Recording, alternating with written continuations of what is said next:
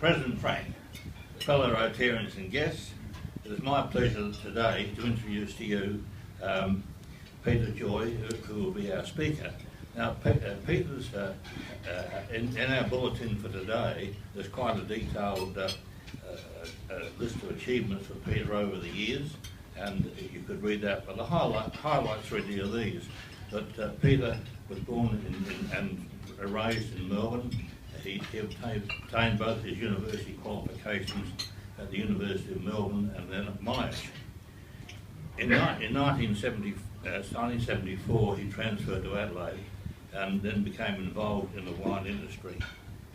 Later, he joined the firm of Clemenger and I think it's BBDO Clemenger for about 7 or 8 years, and then he in 2003 he decided to commence his own business, start his own business, which he's now called Jam.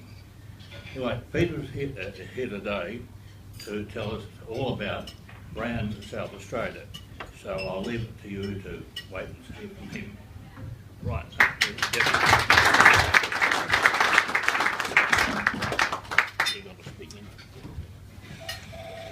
Thanks, Ivan.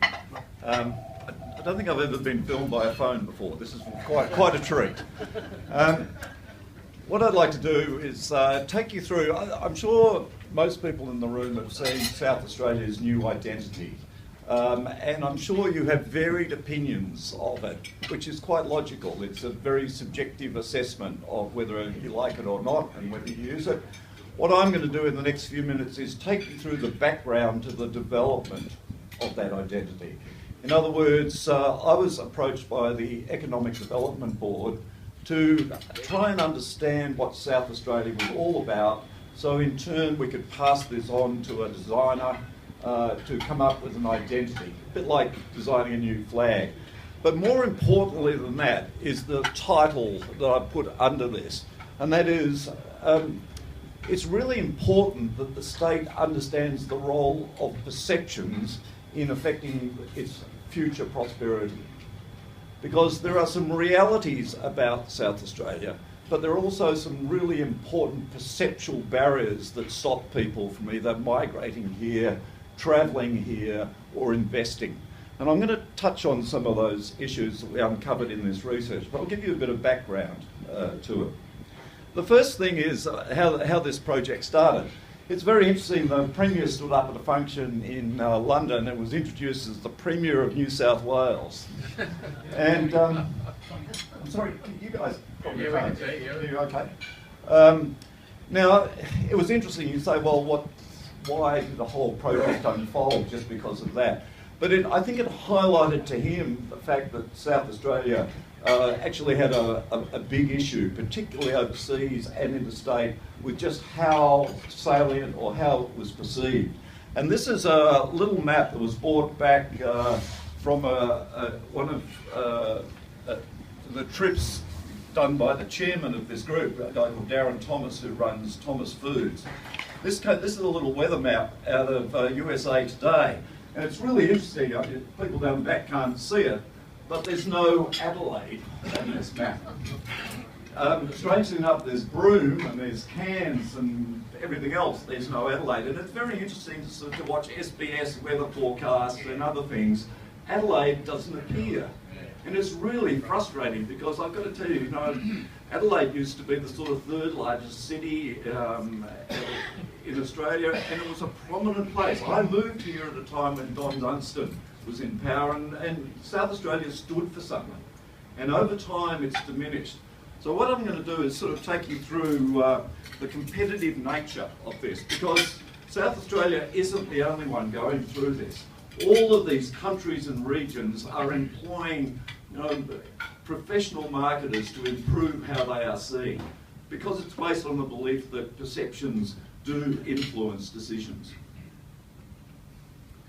The first place we started with was, how do you define a place brand? And this is, we actually drew on a little book written by a guy called Bill Barker, who was the first marketing director of the Sydney 2000 Olympics. He went on to make a career out of sort of place branding. And we defined it, we used this definition to sort of guide the project. It's a very simple one, and that is the totality of perceptions, thoughts and feelings that customers hold about a place.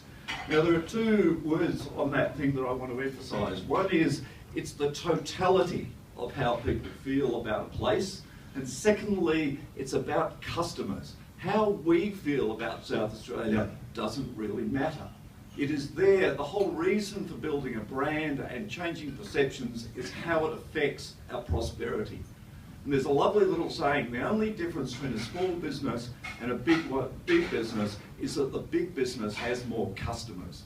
One of South Australia's problems is it doesn't have enough customers. And we'll talk about that in terms of treating it as a business. So my job was essentially to identify the state's customers, which was a lot more difficult than I thought it was going to be, understand their current perceptions, agree how we would like them to see us, and then develop a creative brief for a new identity. This is where we started. In other words, treat South Australia as a business. Where does it generate its revenue? And it comes from these 5 principal sectors, and we added the 6th one because the 6th one is a key host influencer across all of these other sectors. So it's tourism, investment, migration, education, trade and export, and the SA community, which is the grease in the wheel that makes all of that happen. Now this is how we approached it. The Economic Development Board gave me a list of 40 people to interview. They range from trade ambassadors in Shanghai to education agents all over the world, all sorts of different business leaders or influencers. We also ran a series of forums around the state involving businesses in tourism in all of those sectors, because we actually only had about 6 weeks to put this together, so we couldn't go out to, for example, parents of Chinese secondary school children making decisions about their university careers. We had to operate at a sort of level below that. So we spoke to agents instead. And also we conducted a range of web surveys all across each of these sectors, asking people about their perceptions of moving to South Australia, or holidaying in South Australia, or investing in South Australia. So that was the basis of which we collected the data. I think you'll find this is actually quite interesting, because one of the big questions I was asked was, what is the role of perceptions in each of these customer segments? I mean, clearly I'll put them all up for a start.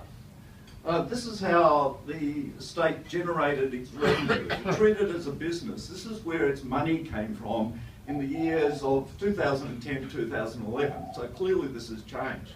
11.3 came out of private investment. $11.2 billion came out of trade. You can see that it's probably hard for you guys up the back, but it's a mixture of minerals, wheat, wine, meat, and lots of other products.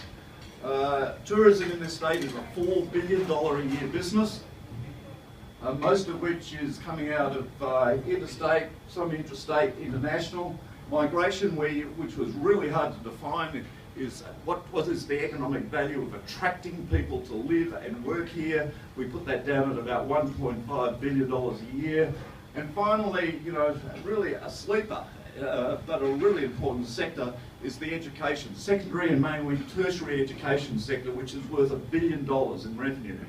The thing that this chart doesn't show particularly well is the overlaps between these sectors. Because clearly if you attract students, you attract parents to buy housing, you attract cars they've got to drive in, all sorts of things. They attract their parents to come on holiday here.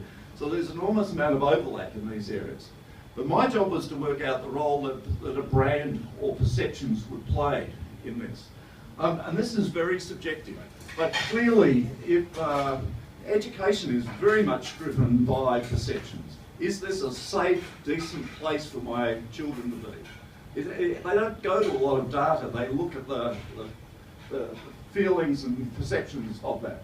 Even tourism and migration are mainly perceptually driven, whereas investment has a very little overlap. You're digging copper out of the ground at Andamuka, how you feel about the state doesn't really matter. It's far more pragmatic and practical about the costs and logistics of doing that. One of the things we stumbled across was once we started gathering this information, we found that we were getting stuck talking to people about why South Australia is such a terrific place.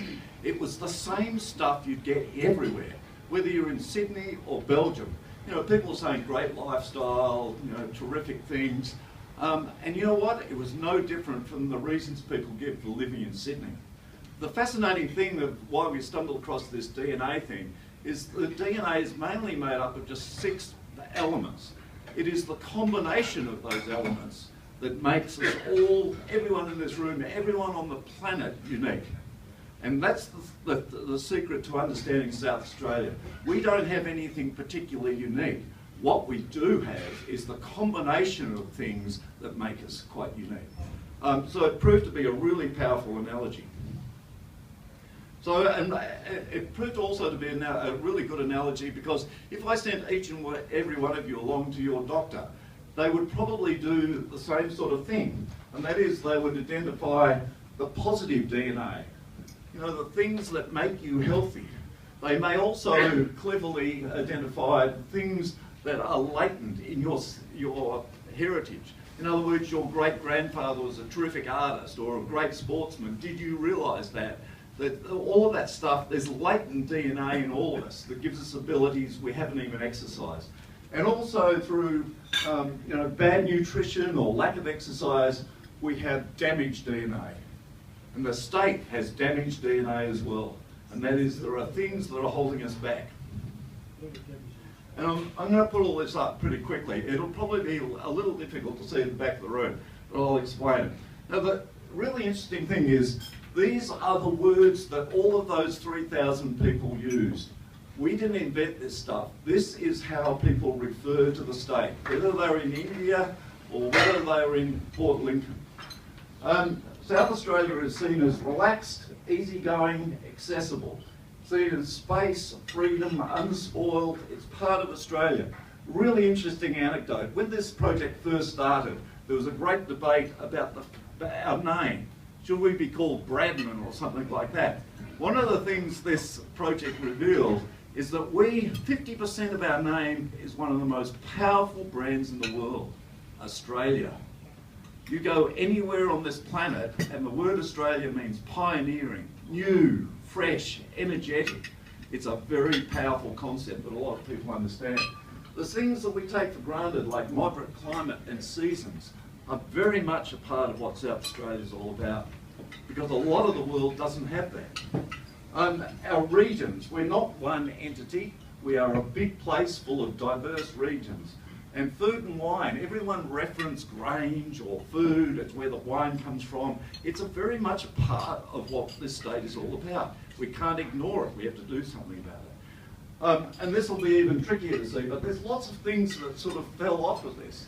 And just to take an example, the reason arts festivals, and we talked about Mad March, the reason they work is because of things like this. Relaxed, easygoing, accessible, space, freedom. In other words, this is what comes back to the DNA thing.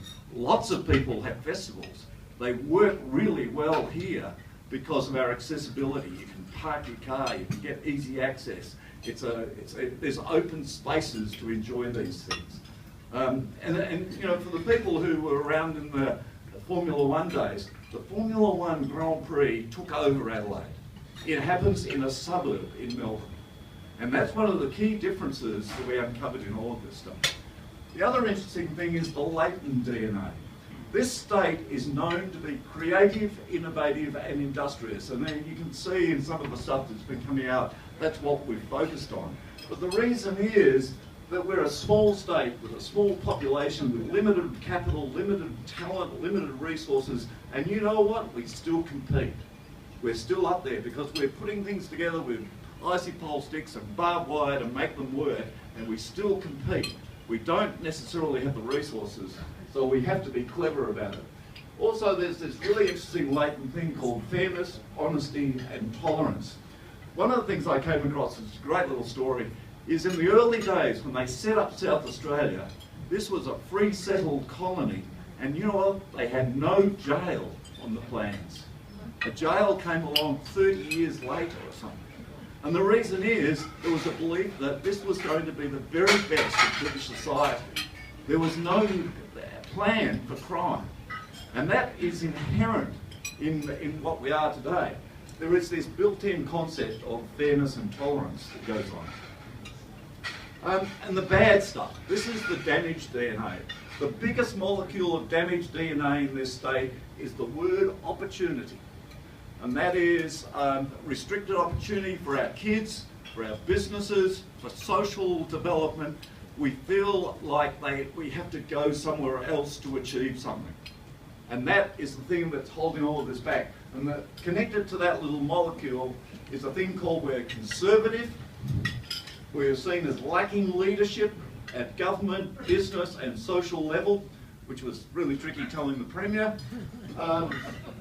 And we're overly regulated. There's too much red tape, green tape and all sorts of different coloured tape in this state. The other really interesting thing is this other little molecule sitting out here called complacent. We have it so good, there's a big part of the community that don't want to rock the boat. We are seen as complacent by our customers because of what we have and we don't want to share it. It's a really interesting aspect. So that was the whole picture of South Australia on one sheet. And I'll quickly just sort of cover off a couple of other really interesting points that came out of this. We uncovered this really interesting thing called the law of brand gravity. And that is, all of those attributes are shared by most people in Adelaide and South Australia. The minute you start moving away, and it was a bit like looking through a microscope, when you look through it at 10,000 fold at a piece of DNA, you see all of this stuff. But when you change the power to 1,000, and by that I mean what do interstate people see of South Australia, all they see is relaxed, easygoing, complacent, big place, part of Australia, regions. I've heard of Kangaroo Island. Oh, I know about your arts festivals.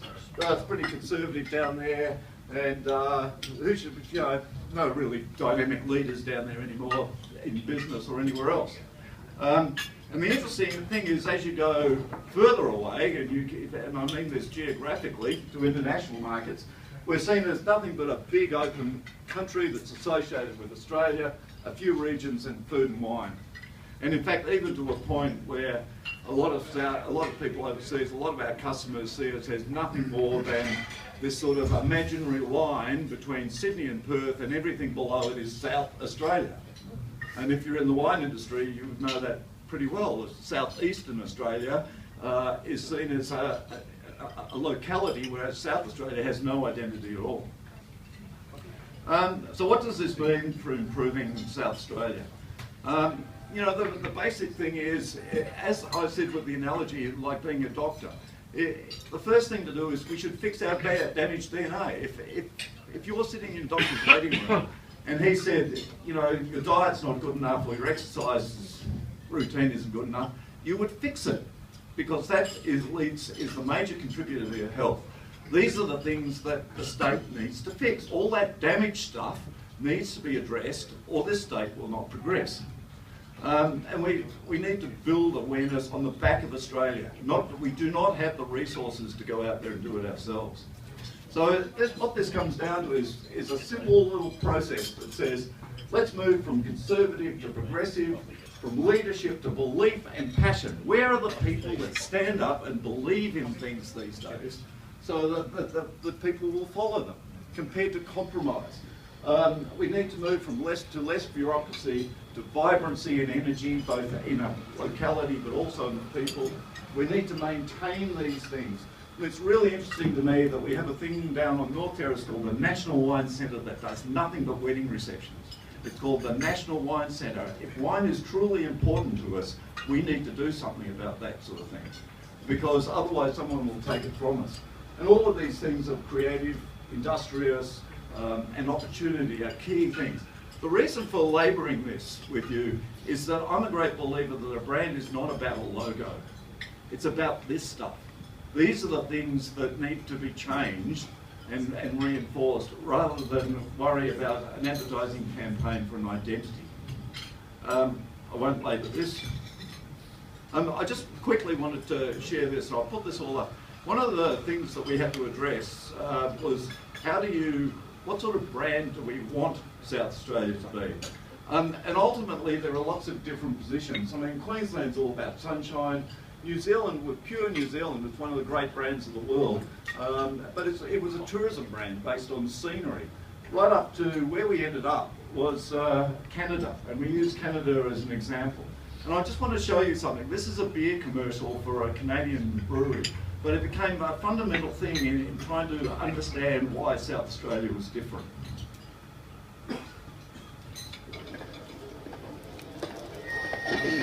Hey, I'm not a lumberjack or a fur trader. And I don't live in an igloo or eat blubber or own a dog sled. And I don't know Jimmy, Sally, or Susie from Canada, although I'm certain they're really, really nice. I have a prime minister, not a president. I speak English and French, not American, and I pronounce it about, not about. I can proudly sew my country's flag on my backpack. I believe in peacekeeping, not policing. Diversity, not assimilation, and that the beaver is a truly proud and noble animal. The tooth is a hat, the Chesterfield is a coat, and it is pronounced said, not saying said. Canada is the second largest landmass, the first nation of hockey, and the best part of North America. My name is Joe, and I am Canadian. Thank you. It's a great ad, but actually I want you to take it seriously, because my bet is that just about everyone sitting in this room is living in South Australia because they believe in the values and what South Australia stands for. Even if it's nothing more than a personal match of your personal values to a place.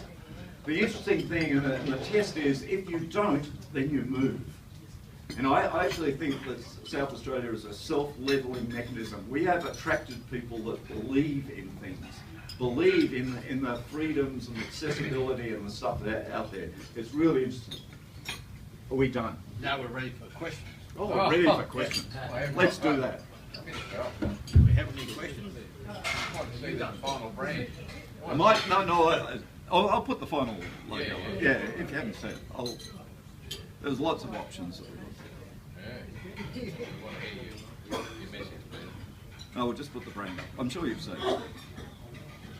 Canada is a really interesting. So, there we go.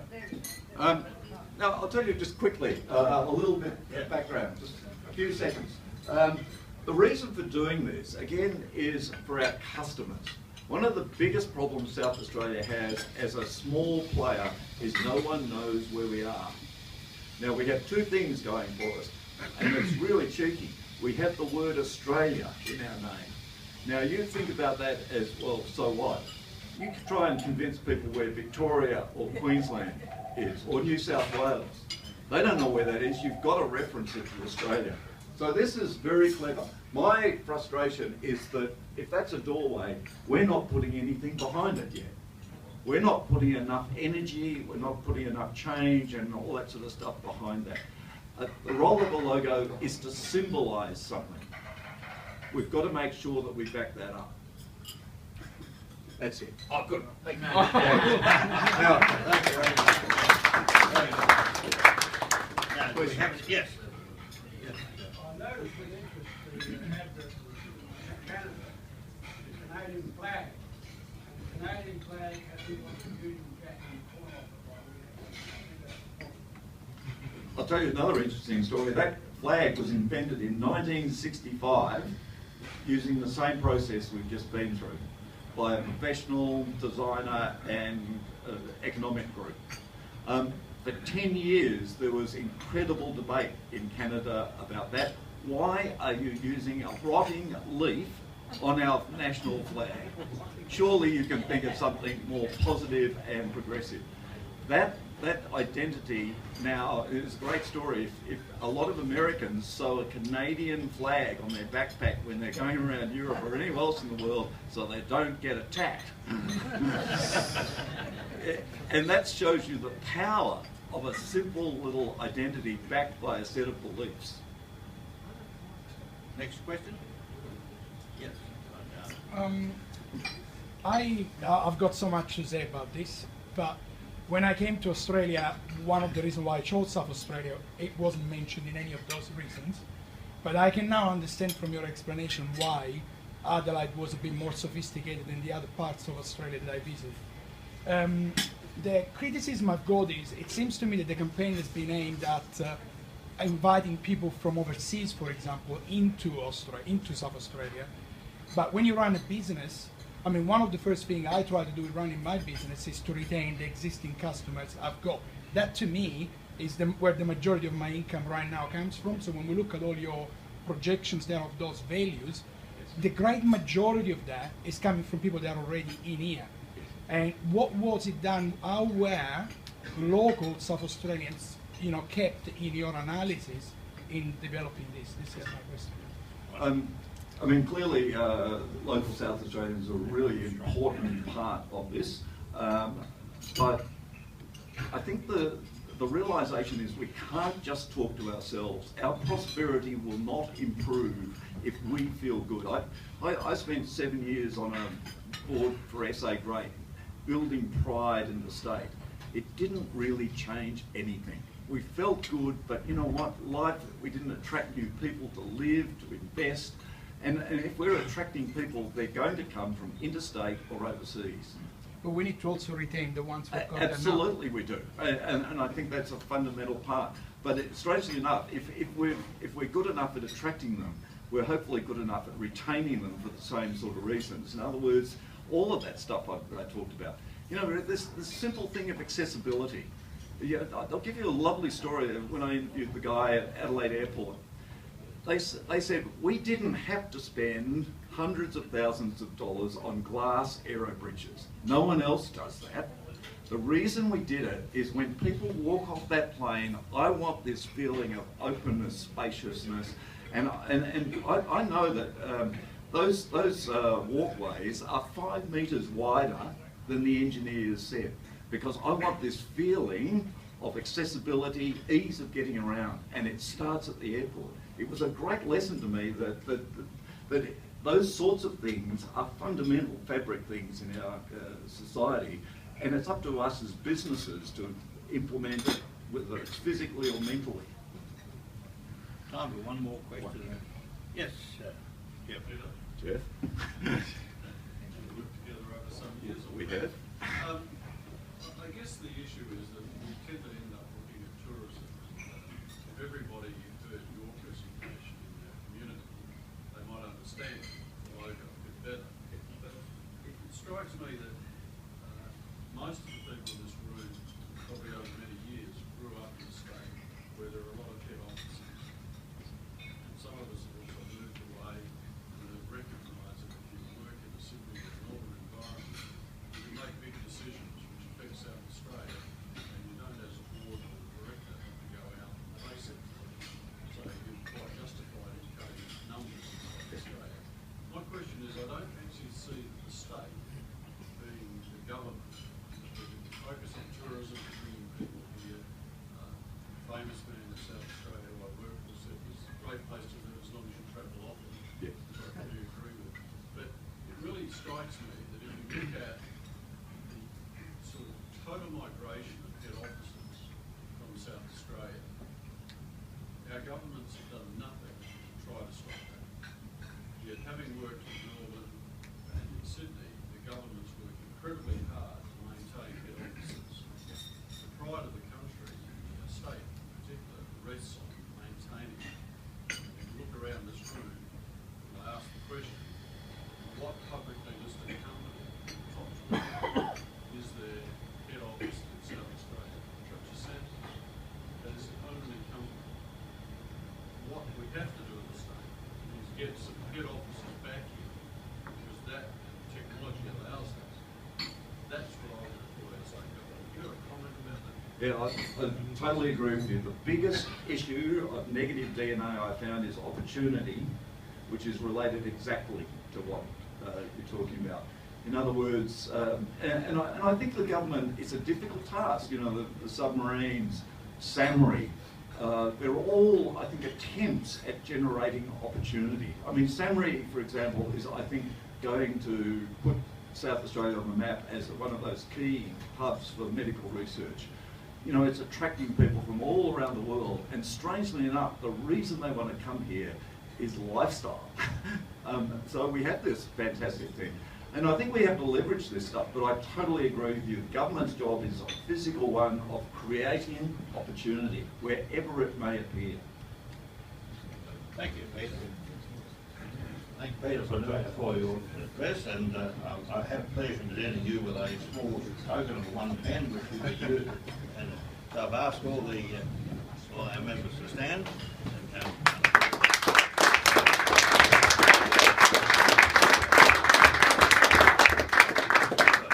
Thank you very much.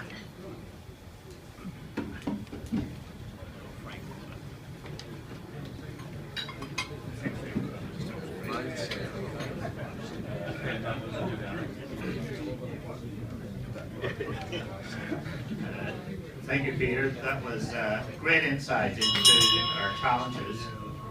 And it's interesting to see the interdependence between education, tourism, services, and there's no reason this state can't compete and raise its game in Australia and in the world. So I think we probably don't think of head offices in the universities, but our universities are running revenue budgets of $1 billion a year. They are big employers, and they are bringing a lot of students to South Australia, and in turn those students bring their parents, and they buy apartments, and they keep Butcher Street and Rundle Mall and other parts of our city alive. It's a vitally important industry. I, because I travel a bit, have abandoned most TV stations, because, especially Australia's, when I'm overseas, and I watch Al Jazeera, a brilliant TV station, and constantly countries advertise in the same way that you've been talking, Peter. This is why you come to Indonesia to invest. This is why you go to Croatia. And maybe we should begin to think globally in terms of attracting people to our state. I think there's great opportunities here. And if we bring people to experience their education, they go home, they will always think we might want to migrate and come back and bring our business with us. So it's vitally important. So thank you very much, Peter. That was a great insight. And thank you.